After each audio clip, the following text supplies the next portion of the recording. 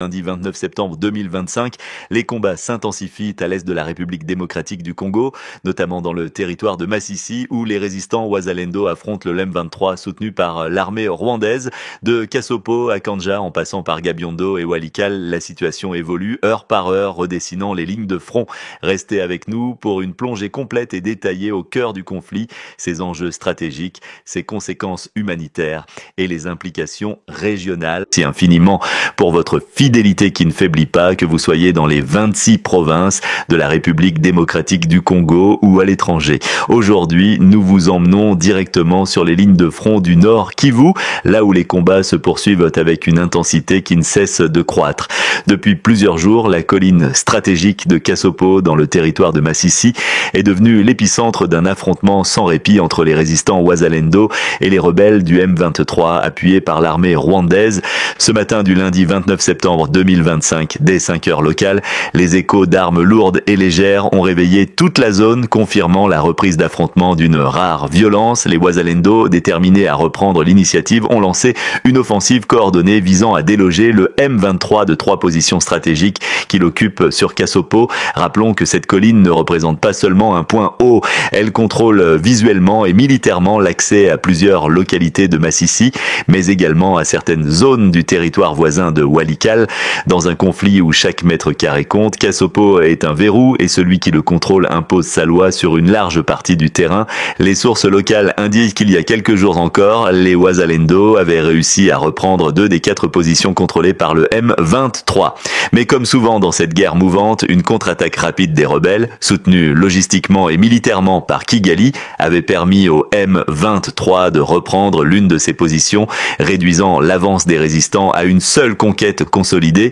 Depuis, la stratégie des Wazalendo consiste à multiplier des attaques ciblées, espérant ainsi épuiser l'adversaire et forcer un repli. L'offensive de ce matin s'inscrit dans cette logique, même si, pour l'instant, il est encore impossible d'établir un bilan clair en raison des combats en cours. Mais Kassopo n'est pas le seul théâtre des affrontements. Dans le secteur de Kanja, à une dizaine de kilomètres seulement de Gabiondo, des affrontements intenses ont été signalés dès l'aube. Là aussi, les Wazalendo ont pris l'initiative en attaquant une position tenue par le M23. Les combats dans cette zone ont paralysé la vie locale. Le trafic routier est suspendu, les populations civiles se terrent et les écoles restent fermées. Les habitants témoignent d'explosions et de tirs continus qui plongent les villages environnants dans la terreur. Le centre de Kanja, disputé à plusieurs reprises au cours des dernières semaines, reste aujourd'hui sous incertitude totale. Impossible de dire qui, du M23 ou des résistants, en a le contrôle effectif. La carte du territoire de Masisi se redessine donc à vue d'œil. De Louchbert à Bukombo, en passant par Moussaki et Katale, les lignes de confrontation changent constamment, rendant la situation extrêmement instable. Les rebelles du M23, mieux équipés grâce au soutien direct de l'armée rwandaise, profitent de chaque trêve pour se réarmer, reconstituer leurs effectifs et creuser de nouvelles positions défensives. C'est précisément ce que dénoncent les sources sécuritaires congolaises. 2 semaines de relative accalmie ont suffi au M23 pour renforcer son arsenal et sa présence sur le terrain, ce qui rend aujourd'hui chaque tentative d'offensive des Wazalendo plus coûteuse et plus risquée. Dans le territoire voisin de Walikale, le tableau n'est guère plus rassurant. Hier encore, des frappes aériennes ciblées ont permis de détruire un pont fraîchement construit par le M23, infrastructure qui servait au ravitaillement en munitions et en hommes. Sa destruction constitue un coup dur pour la rébellion, mais les experts militaires congolais avertissent que ce genre de victoire reste temporaire. Les rebelles disposent d'une logistique flexible et savent reconstruire rapidement. Déjà, des mouvements suspects ont été signalés autour des villages de Bukombi et Waosambu, dans le groupement Ikobo, où les combats se sont récemment intensifiés. Les conséquences humanitaires de cette escalade sont dramatiques. Dans toutes ces zones, des milliers de familles se retrouvent déplacées, cherchant refuge tantôt dans des camps improvisés, tantôt chez des proches dans des villages moins exposés. Les routes étant coupées, l'acheminement de l'aide humanitaire est rendu presque impossible. À Kanja comme à Gabiondo, les marchés sont fermés, la nourriture se fait rare et les populations civiles se retrouvent prises au piège entre 2 feux. Les organisations humanitaires alertent déjà sur une crise alimentaire imminente, mais leur accès au terrain reste entravé par l'insécurité. Au-delà des aspects militaires et humanitaires, la bataille de Massissi et de Walikale révèle des enjeux géopolitiques plus larges. Le M23, loin d'être une simple rébellion locale, agit comme le prolongement des ambitions régionales du Rwanda, dont l'implication directe ne fait plus aucun doute. Kigali vise un double objectif, maintenir une zone tampon instable à l'est de la RDC et contrôler les richesses stratégiques du sous-sol congolais, notamment le coltan, le cobalt et l'or. Chaque colline, chaque village, chaque route représente un nœud vital dans cette lutte plus vaste pour le contrôle des ressources. Face à cette réalité, les Wazalendo, malgré leur détermination et leur courage, souffrent d'un déséquilibre en termes d'armement, de formation et de moyens logistiques. Leur force réside dans leur enracinement local, leur connaissance du terrain et leur motivation patriotique. Mais sans un appui plus structuré et coordonné, leurs offensives risquent de s'épuiser face à un adversaire qui bénéficie d'une machine militaire régionale puissante. Dans ce contexte, la population congolaise observe avec inquiétude la lenteur des réactions au niveau diplomatique et international. Alors que les grandes capitales s'empressent de commenter d'autres crises mondiales, le drame congolais continue de se dérouler presque dans l'ombre. Les appels à la solidarité internationale, au respect de la souveraineté congolaise et à la condamnation claire de l'agression rwandaise se heurtent à des intérêts géopolitiques complexes où les minéraux congolais jouent un rôle silencieux mais déterminant. Chers auditeurs et téléspectateurs d'Africa Flashes, nous sommes ainsi témoins d'un moment crucial. L'Est de la RDC vit au rythme des affrontements, les cartes se redessinent chaque jour et le peuple congolais continue de payer le prix fort. De Kassopo à Walikale, de Massissi à Gabiondo, les combats ne sont pas de simples batailles locales, ils incarnent un bras de fer où se joue l'avenir de la souveraineté congolaise, la sécurité régionale et l'exploitation des richesses naturelles de tout un pays. Merci d'avoir suivi cette longue mise à jour avec nous. Si vous appréciez ce travail, n'oubliez pas de vous abonner à Africa Flashes, d'activer la cloche de notification pour rester informé, de liker et partager cette vidéo. Le combat de l'information est aussi une manière de résister. Restons vigilants, restons solidaires et à très bientôt pour un nouveau point de situation. Cette situation nourrit une colère de plus en plus perceptible au sein de la population congolaise, dans les quartiers de Goma, de Bukavu, mais aussi à Kinshasa. La question revient sans cesse. Pourquoi le président Tshisekedi tarde-t-il à donner à l'armée nationale un mandat clair pour reprendre l'initiative, alors que les résistants Wazalendo, souvent des civils mal équipés, montent courageusement au front et paient un lourd tribut? Beaucoup ne comprennent pas que les FARDC semblent cantonnés à un rôle de soutien limité, dispersé, voire symbolique. Le peuple congolais s'attend à voir son armée régulière engager une offensive d'envergure, capable de briser l'élan du M23 et de repousser l'ingérence rwandaise. Les frustrations s'expriment de diverses manières. Dans les marchés, les conversations tournent autour du sentiment d'abandon. Les familles déplacées qui trouvent refuge dans des écoles ou sous des bâches de fortune se demandent pourquoi les autorités de Kinshasa ne prennent pas des mesures radicales. Pour elles, chaque jour d'inaction militaire équivaut à une extension de la souffrance. Dans les réseaux sociaux, des vidéos et des messages circulent, critiquant ouvertement ce qu'ils perçoivent comme une politique de retenue, voire de faiblesse. On y accuse le pouvoir de craindre une escalade diplomatique avec Kigali, alors que la population, elle, subit déjà une escalade militaire et humanitaire sans précédent. Du côté des forces armées elles-mêmes, certains témoignages qui filtrent laissent entrevoir une forme de frustration interne. Des officiers, parfois à la retraite, expriment publiquement leur incompréhension devant l'absence de directives claires visant à engager une stratégie offensive coordonnée. Ils rappellent que l'histoire militaire congolaise a connu des moments où, malgré des difficultés logistiques, l'audace a permis de reprendre du terrain. Aujourd'hui, ce qui choque beaucoup d'observateurs, c'est de voir que l'initiative est laissée aux Wazalendo, des groupes populaires courageux mais hétérogènes, tandis que l'armée nationale reste en retrait, comme si elle attendait une décision qui ne vient pas. À Kinshasa, cette perception fragilise la crédibilité du pouvoir central. Les Congolais sont conscients que la guerre à l'Est n'est pas seulement une affaire locale, elle concerne l'ensemble du pays, son intégrité territoriale, son avenir. Or, tant que les FARDC ne sont pas déployés massivement et que l'état d'urgence n'est pas proclamé, beaucoup ont l'impression que la capitale vit comme si la guerre ne concernait que les provinces de l'Est. Ce décalage entre le vécu du front et l'attitude de la capitale alimente une fracture politique et psychologique dangereuse. Certains analystes estiment que cette retenue de Tshisekedi s'explique par des calculs politiques. Le chef de l'État chercherait à éviter de transformer le conflit en guerre totale, craignant que cela ne provoque des réactions négatives de partenaires régionaux et internationaux. L'Union africaine, les Nations unies et certaines puissances occidentales exercent une pression constante pour que Kinshasa privilégie le dialogue et les négociations, même si sur le terrain ces pourparlers apparaissent de plus en plus comme des mirages. Tshisekedi se retrouve donc coincé entre les attentes de la population qui réclame une réponse militaire ferme et les injonctions diplomatiques qui l'encouragent à contenir le feu au lieu de l'éteindre par la force. Pourtant, l'histoire montre que l'inaction face à l'agression ne fait que renforcer l'adversaire. Le M23, chaque jour qu'il tient ses positions, gagne du temps pour consolider son emprise et accroître sa légitimité. À Kassopo, à Kandja, à Gabiondo, les rebelles savent que l'absence d'une offensive FARDC leur laisse l'opportunité de s'installer durablement, de creuser des tranchées, d'ériger des bastions. Dans ce contexte, l'attente ressemble moins à une stratégie de patience qu'à une invitation offerte à l'ennemi de se renforcer. Les voix de la société civile s'élèvent de plus en plus, des activistes, des leaders religieux, des intellectuels publient des tribunes et déclarations appelant le gouvernement à assumer ses responsabilités. Ils rappellent que la défense de la patrie est une obligation constitutionnelle et que l'armée financée par les impôts de tous les Congolais doit être le fer de lance de la lutte. On ne peut pas continuer à laisser la guerre aux mains des seuls Wazalendo, martèle-t-il, soulignant qu'une telle délégation met en péril la cohésion nationale. Dans les cercles diplomatiques, certains commencent aussi à douter de la viabilité d'une posture défensive prolongée. Si Tshisekedi ne prend pas rapidement une décision ferme, le risque est de voir les Wazalendo se radicaliser davantage, opérant parfois en marge des structures officielles, ce qui pourrait entraîner une fragmentation militaire incontrôlable. D'autres redoutent que cette attente n'alimente des tensions politiques internes. Une partie de l'opposition n'hésite déjà plus à accuser le président de faiblesse, voire de complicité passive par inaction. Ainsi, au moment même où les affrontements se poursuivent dans les collines de Massissi et de Walikale, une autre bataille se joue dans l'opinion publique, celle de la confiance envers l'État.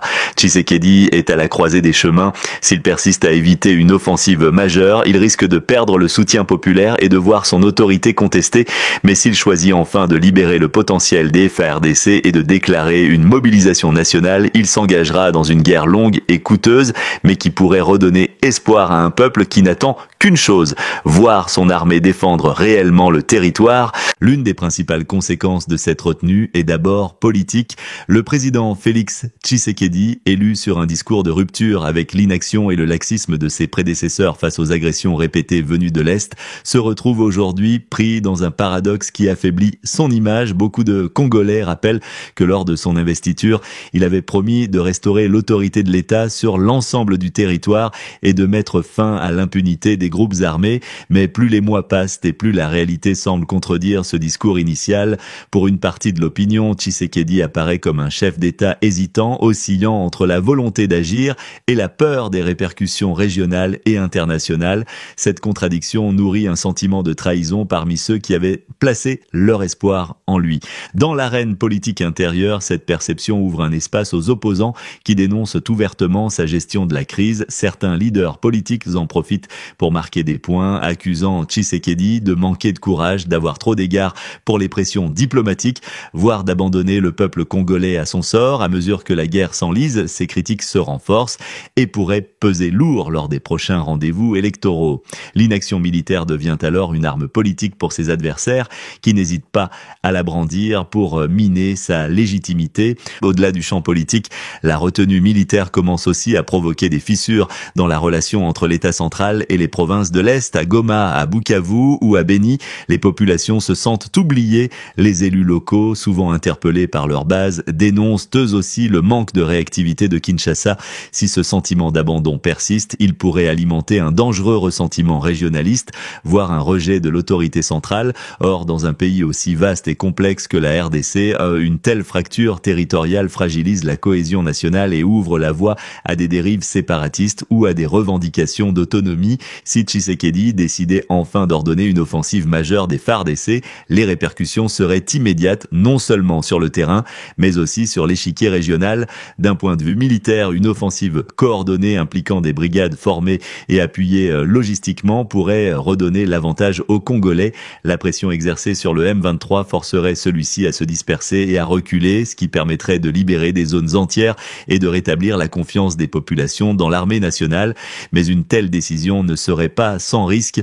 Sur le plan diplomatique, Kigali réagirait avec vigueur.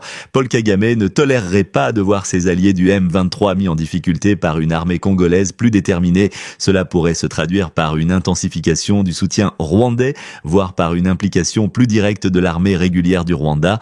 Un tel scénario ouvrirait la voie à une confrontation régionale à grande échelle impliquant potentiellement d'autres pays de la communauté d'Afrique de l'Est. Ouganda, Burundi et Tanzanie seraient alors contraints de se positionner chacun en fonction de ses propres intérêts sécuritaires et économiques. L'offensive des FARDC pourrait aussi pousser la communauté internationale à sortir de son ambiguïté. Jusqu'ici, les grandes puissances se contentent de condamner du bout des lèvres l'agression rwandaise tout en appelant à la retenue. Mais face à une décision claire de Kinshasa d'assumer sa souveraineté et de défendre son territoire, elle serait placée devant leurs responsabilités, soit soutenir la RDC dans son droit légitime à se défendre, soit dévoiler leur complaisance vis-à-vis de Kigali pour des raisons liées aux ressources stratégiques du Congo.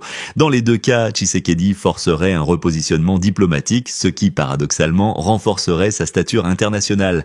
Sur le plan interne, une offensive militaire, même risquée, aurait un effet psychologique puissant. Elle redonnerait espoir à des millions de Congolais qui n'attendent qu'un signe fort de leur gouvernement. Elle montrerait que l'État n'est pas spectateur de la guerre, mais acteur déterminé à reprendre le contrôle. Certes, elle impliquerait des sacrifices humains et matériels, mais elle rétablirait le lien de confiance entre l'armée et la population. Les Wazalendo, jusque-là seuls en première ligne, y verraient une reconnaissance officielle de leur lutte et un encouragement à poursuivre leur résistance. Si en revanche Tshisekedi maintenait sa ligne actuelle de retenue, plusieurs scénarios inquiétants pourraient se dessiner dans les prochaines semaines. D'abord, le M23 pourrait consolider encore davantage ses positions à Kassopo, Kanja, Gabiondo et dans le Walikale. Une telle consolidation se traduirait par une extension de leur contrôle territorial avec la mise en place de structures administratives parallèles, comme cela s'est déjà vu par le passé. En pratique, certaines zones du Nord Kivu risqueraient alors de basculer de facto sous l'autorité des rebelles, ce qui fragiliserait la souveraineté congolaise. Ensuite, l'absence d'offensive FARDC pourrait pousser les Wazalendo à se radicaliser. Faute de soutien structuré, certains groupes pourraient développer leurs propres agendas, se fragmenter ou se livrer à des exactions contre des populations civiles accusées de collusion avec l'ennemi. Cette dérive transformerait une résistance patriotique en un risque de multiplication de milices incontrôlées, compliquant encore davantage le paysage sécuritaire. Enfin, sur le plan politique, Tshisekedi risquerait de perdre non seulement la confiance populaire, mais aussi celle d'une partie de son appareil militaire.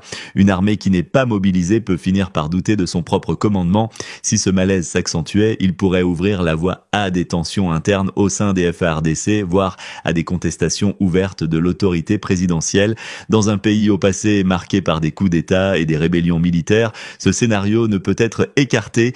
Ainsi, les semaines qui viennent apparaissent décisives. Le choix de Tshisekedi ne se limite pas à une simple décision tactique. Il engage son avenir politique, la cohésion nationale, la stabilité régionale et la perception de la RDC sur la scène internationale. L'inaction pourrait être interprétée comme une résignation, tandis qu'une offensive marquerait un tournant historique avec toutes les conséquences que cela comporte. Le premier scénario est celui du statu quo qui, à bien des égards, correspond à la dynamique actuelle. Dans cette hypothèse, le président Tshisekedi continue de temporiser. Les FARDC demeurent dans une posture défensive et limitée et ce sont les résistants Wazalendo qui assument l'essentiel de la pression militaire contre le M23. Dans ce contexte, les rebelles soutenus par l'armée rwandaise consolideraient progressivement leur position stratégique à Kassopo, Kanja, Gabiondo et dans le Walikale. Petit à petit, ils mettraient en place des structures de commandement, d'approvisionnement et même d'administration civile, cherchant à se présenter comme un pouvoir alternatif dans certaines zones. Ce statu quo, loin d'apaiser la situation, aurait pour conséquence une lente érosion de la souveraineté congolaise, un affaiblissement progressif de la confiance du peuple dans ses institutions et une multiplication des déplacés internes. Les écoles resteraient fermées, les marchés paralysés et l'économie locale détruite, alimentant un cycle d'appauvrissement et de dépendance humanitaire. Politiquement, Tshisekedi serait de plus en plus isolé, critiqué tant par l'opposition que par ses propres alliés. Son incapacité à incarner une réponse ferme fragiliserait son mandat et pourrait ouvrir un boulevard à ses rivaux lors des prochaines échéances électorales. Dans ce scénario, l'Est de la RDC s'enfoncerait dans une guerre de basse intensité prolongée avec un coût humain insoutenable et une paralysie durable de l'État. Le deuxième scénario est celui d'une offensive généralisée des FARDC, décidée décidée et assumée par Tshisekedi. Dans cette hypothèse, l'armée congolaise, appuyée par les Wazalendo, lancerait une vaste opération militaire pour déloger le M23 de ses bastions. Cette offensive, si elle était bien planifiée, permettrait à la RDC de reprendre le contrôle de territoires stratégiques et de redonner confiance à la population. Cependant, elle ne se déroulerait pas dans le vide. Le Rwanda, voyant ses protégés en difficulté, renforcerait son soutien logistique et militaire. On pourrait alors assister à une escalade régionale impliquant de manière plus visible d'autres acteurs. Le Burundi, déjà engagé dans une rivalité historique avec Kigali, l'Ouganda, dont les relations avec le Rwanda sont ambiguës, et la Tanzanie qui pourrait être entraînée par effet domino. Une telle guerre ouverte transformerait l'Est de la RDC en champ de bataille régional avec des conséquences dévastatrices, mais elle aurait aussi un effet politique majeur. Tshisekedi apparaîtrait enfin comme un président prêt à défendre son pays coûte que coûte. Il regagnerait une partie de la confiance populaire et obligerait la communauté internationale à clarifier sa position. Dans ce scénario, l'avenir de la RDC se jouerait dans une confrontation totale, coûteuse, mais qui pourrait à terme redéfinir les rapports de force dans la région des Grands Lacs. Le troisième scénario est celui d'un compromis politique fragile imposé de l'extérieur. Dans cette hypothèse, les pressions diplomatiques internationales, notamment de la part des États-Unis, de la France et de la communauté d'Afrique de l'Est, s'accentueraient pour forcer Kinshasa à accepter une solution négociée avec Kigali et le M23. Ce scénario, qui s'est déjà produit par le passé, consisterait en une série d'accords de cessez-le-feu, de dialogues inclusifs et de promesses de réintégration des combattants. Mais en réalité, ce compromis ne réglerait rien. Il reviendrait à consacrer les gains territoriaux du M23, à normaliser l'ingérence rwandaise et à institutionnaliser la présence de structures parallèles dans l'Est. Le peuple congolais, qui a déjà vécu l'échec de tels compromis, accueillerait cette solution avec méfiance, voire avec colère. Les Wazalendo, eux, se sentiraient trahis après tant de sacrifices et pourraient refuser de déposer les armes. Ce scénario aboutirait donc à une paix de façade, fragile et trompeuse, qui reporterait les hostilités à plus tard. Sur le plan politique interne, Tshisekedi y perdrait énormément. Il apparaîtrait comme un président ayant capitulé sous la pression étrangère, incapable de défendre la souveraineté nationale. Chacun de ces scénarios illustre un choix difficile mais incontournable. Le statu quo signifie une lente dégradation et une perte d'autorité. L'offensive militaire ouvre la voie à une guerre totale mais offre aussi une chance de réaffirmer la souveraineté nationale. Le compromis imposé apporte une paix superficielle mais entérine la domination étrangère sur une partie du territoire. Face à ces options, le peuple congolais exprime une attente claire, que l'État assume son rôle et que l'armée congolaise redevienne le pilier de la défense nationale. L'histoire retiendra que dans ces moments critiques, l'inaction équivaut à une abdication. Au fond, cette crise de l'Est n'est pas seulement une guerre entre le M23 et les Wazalendo, ni même entre la RDC et le Rwanda.